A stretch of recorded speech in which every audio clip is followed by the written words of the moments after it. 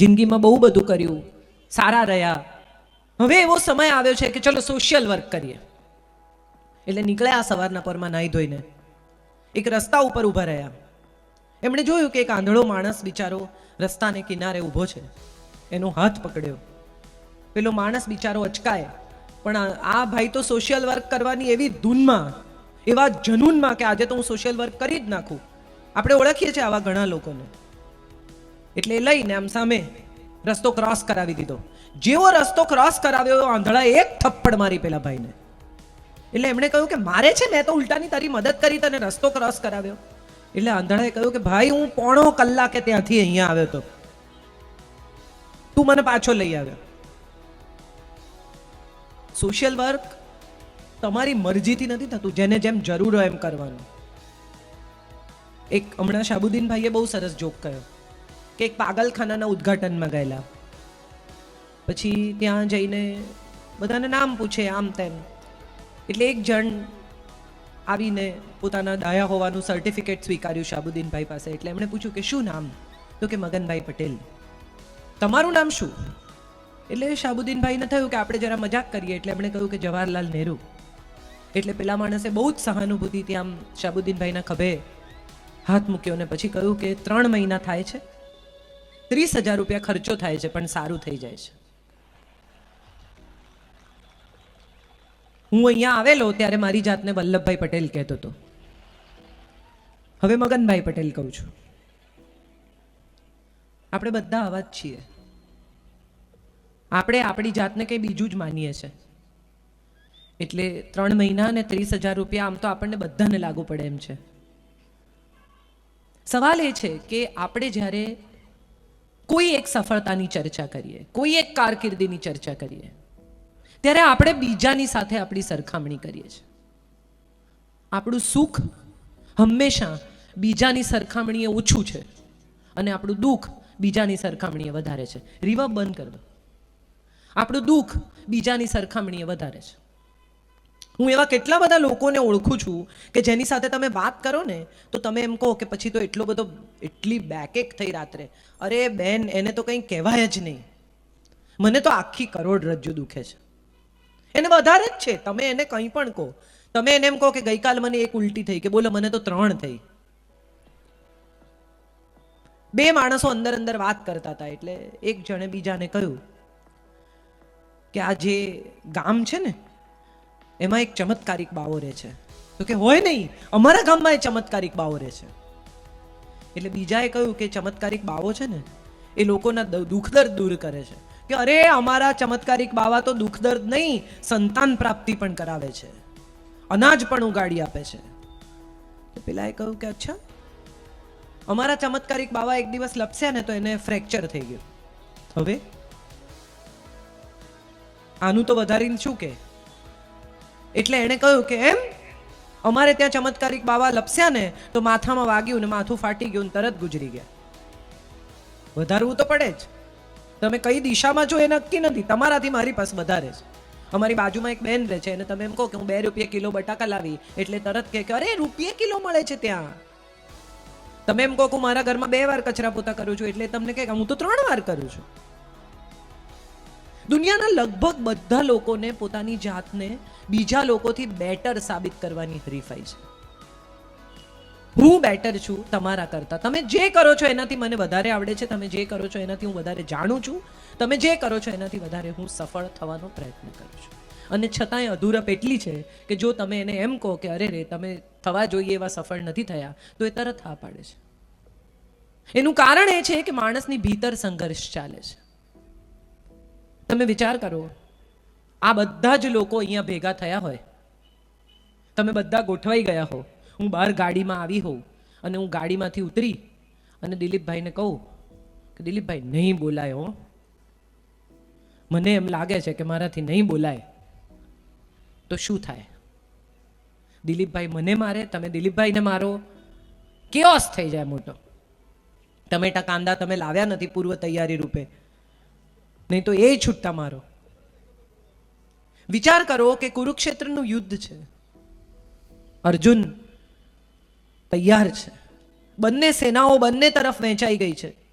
હાથીઓની ચિંગાડ છે, ઘોડાઓની હાવળ છે, ભાલાઓનો ખણખણાટ છે. બસ હવે થોડીક ક્ષણોમાં યુદ્ધ શરૂ થવાનું છે. અને ત્યારે અર્જુન કહે છે, મારાથી નહીં લડાય, મારા ગાત્રો શિથિલ થઈ ગયા છે, મારું ગળું સુકાય છે, મારું ગાંડીવ ધ્રુજે છે. આપણે કૃષ્ણની જગ્યાએ હોઈએ તો એક તમાચો મારીએ કે બેવકૂફ, આ બધું કાલે સાંજે વિચારવાનું હતું, અહીંયા ઇજ્જતનો ભાજીપાલો કરે છે. પણ આ તો કૃષ્ણ છે.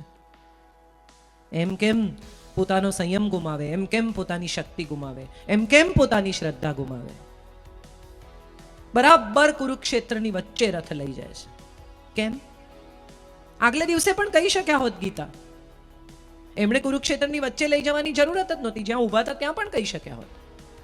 પણ વચ્ચો વચ્ચ લઈ જાય છે. કેમ? તો કે દ્રોણ પણ સાંભળે, દુર્યોધન પણ સાંભળે, ભીષ્મ પણ સાંભળે. સાંભળી તો બધા જ શકે છે. ગીતાનું જ્ઞાન એને મળે છે જે ગ્રહણ કરે છે, જે સ્વીકારે છે એની ગીતા છે, જે સમજે છે એની ગીતા છે, જે વ્યવહારમાં મૂકે છે એની ગીતા છે. અને માટે વચ્ચે લઈ જઈને કહે છે. અને કેટલી અદ્ભુત વાત કહે છે કે તું ક્ષત્રિય છે, યુદ્ધ કરવું એ તારો ધર્મ છે. હું આજે નહીં તો કાલે તું તારા ધર્મ તરફ વળ્યા વગર રહીશ નહીં. તો આજે શા માટે નહીં? જ્યારે ખરેખર તને તારી નિષ્ઠા, તારી જવાબદારી, તારું ઉત્તરદાયિત્વ બોલાવી રહ્યું છે, ત્યારે આ જવાબદારી તારે પૂરી કરવી જોઈએ.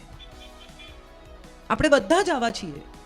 આપણી અંદર જ અર્જુન છે, આપણી અંદર જ દુર્યોધન છે, આપણી અંદર જ આ બધી જ સમસ્યાઓ છે. અને આપણે જ આપણી સાથે લડતા માણસો છીએ. તમે વિચારી જુઓ કે કેટલી બધી વાર તમને એવું થયું હશે કે આ થાય કે આ ન થાય, આ કરવું જોઈએ કે આ ન કરવું જોઈએ, આ કરું કે આ ન કરું. To be or not to be નો સવાલ દરેકે દરેક માણસને જિંદગીમાં એકવાર તો નડ્યો જ હશે.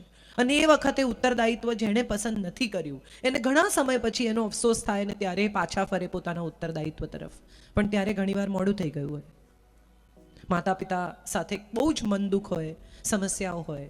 કેટલા બધા સમય સુધી માતા પિતાને ઇગ્નોર કર્યા હોય, તમે ત્યાં ગયા ન હો, એમની સાથે વાત ન કરી હોય, અને પછી અચાનક ખબર પડે કે હવે જેની સાથે લડતા હતા એ જ નથી રહ્યા. ફ્યુટાઇલ ફીલ થાય, ખાલીપો ફીલ થાય, ભૂલ થઈ ગયાની લાગણી થાય. અને એ બધું કર્યા પછી પણ હવે એવી જગ્યા નથી કે પેલી ભૂલ સુધારી શકાય. લગ્ન થાય, જીવનસાથી સાથે મન દુઃખ થાય, એવું તો કોઈ ઘર જ નથી જેમાં ઝઘડા ન થતા હોય. મહાત્મા ગાંધીને એક બ્રિટિશ પત્રકારે પૂછ્યું કે તમારા બે જણની વચ્ચે ઝઘડા નથી થતા? તો મહાત્મા ગાંધીએ કહ્યું ના, નથી થતા. એટલે બ્રિટિશ પત્રકારે પૂછ્યું કે કેમ, એવું કેમ ઝઘડા નથી થતા?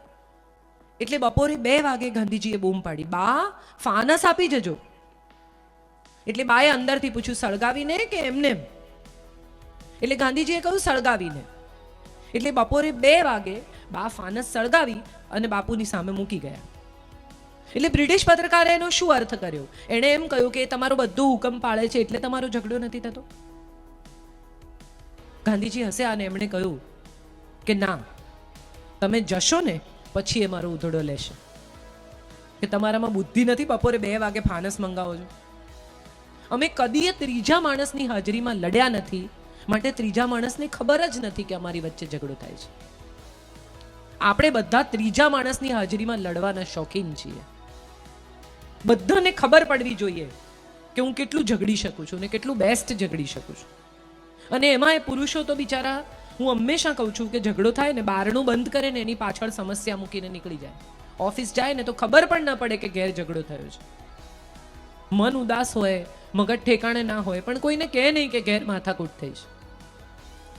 પણ સ્ત્રીઓ, હું આવું છું એમાં કંઈ જુદી નથી. પણ હજી ગાડીનો સેલ ના માર્યો હોય, સ્કૂટરની કિક ના વાગી હોય નીચે, એ પહેલા તો મમ્મીને આજે ઝઘડો થયો, બહેનને ફોન થઈ જાય, બહેનપણીને ફોન થઈ જાય, અડધા મોરબીને ખબર પડી જાય કે ઘરમાં ઝઘડો થયો છે. પુરુષ પોતાની વાત કોઈને બહુ ઝડપથી કહેતો નથી. કદાચ એટલે જ પુરુષોને વધુ હાર્ટ એટેક આવે છે. કદાચ એટલે જ પુરુષોને બ્લડ પ્રેશર વધુ રહે છે. હું ઘણીવાર કહું છું કે પતિ જો પોતાના જીવન સાથી અથવા મિત્રોની સામે દિલ ખોલે ને તો એને ડોક્ટર પાસે બાયપાસ ન કરાવવી પડે. તમે કોઈ અંગત માણસ સામે દિલ ખોલી નાખો ને તો તમારે ડોક્ટર પાસે દિલ ખોલાવવા ના જવું પડે. પણ આપણે નથી ખોલતા એટલે આપણે પારકા પાસે ખોલાવવું પડે છે. વાત કરી નાખવી, ચર્ચા કરી નાખવી, વાત કહી દેવી એ ઝઘડો નથી, એ સંવાદ છે. અને જે ઘરમાં સંવાદ થાય છે એ ઘરમાં ક્યારેય વિવાદ થતો નથી.